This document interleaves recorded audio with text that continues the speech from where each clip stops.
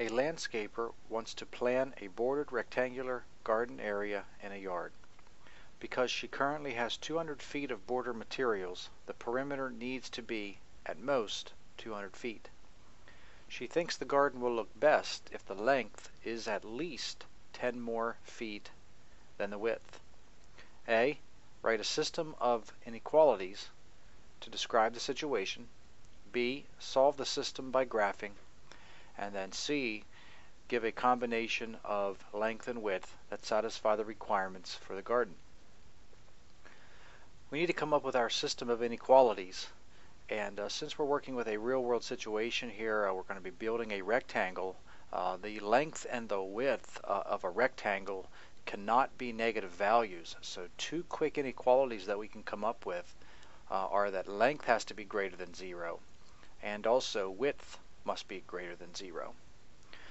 We're also told in the problem that this is a rectangular garden. And remember that perimeter of a rectangle is found by taking 2 times the length plus 2 times the width. And it says in our problem that our perimeter must not exceed 200 feet. So 2 times the length plus 2 times the width must be less than or equal to 200 feet. We're also told in the problem that she thinks this would look best if the length is at least 10 more feet than the width. So length must be at least greater than or equal to 10 feet more than the width. So width plus 10, W plus 10, or our length is at least or greater than or equal to our width plus 10 feet. So there's our system of inequalities that we need to graph, and then we'll find the overlapping region where all of these overlap to come up with a solution to our situation. The first two inequalities, L being greater than 0, W being greater than 0, that strictly puts us in the first quadrant. So that's what I have here as a grid. And then we'll go ahead and graph these two inequalities and shade above the line or below the line to see if we have any overlapping regions. I'm going to take the top equation, the 2L plus 2W less than or equal to 200, and we can divide everything by positive 2 to make it a little easier to work with. That would give us an L plus W is less than or equal to, dividing everything by 2, 100. So we have L plus W less than or equal to 100. So 2 points that we can get really, really quick here with this inequality. If I let L be 0 and W be 100, that would make the left side equal the right side, or also vice versa if we let L be 100 and W be 0. So 0 comma 100 and also 100 comma 0 would both satisfy this equation. So we'll plot those 2 points, 0 comma 100 and 100 comma 0, find our intercepts, and we'll go ahead and draw that solid line because it's a less than or equal to situation.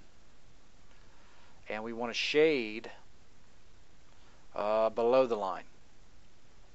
Shade below the line.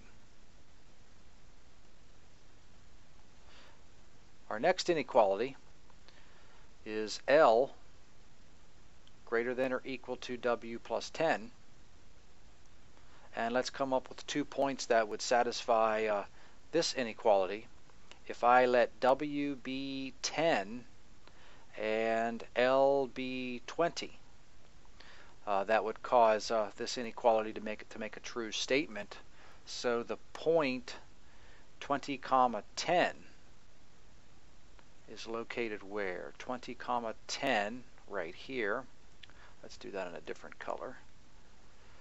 2010. And also if I let W be 30, 30 plus 10 is 40. So the point 40 comma 30. There's also a point that would be on this graph, 40 comma 30 right here. And we have 2 points. We know it's a linear inequality, so we'll draw the line through those 2 points. It's a solid line again. And I would like to shade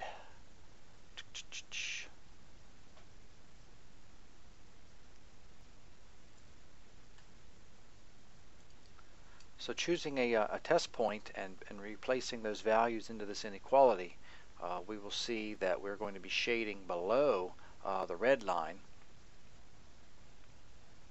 Therefore, the area where both inequalities are true at the same time is this rectangle, this triangle located right here. So that area would be the graph of our solution set, which is what part B is after.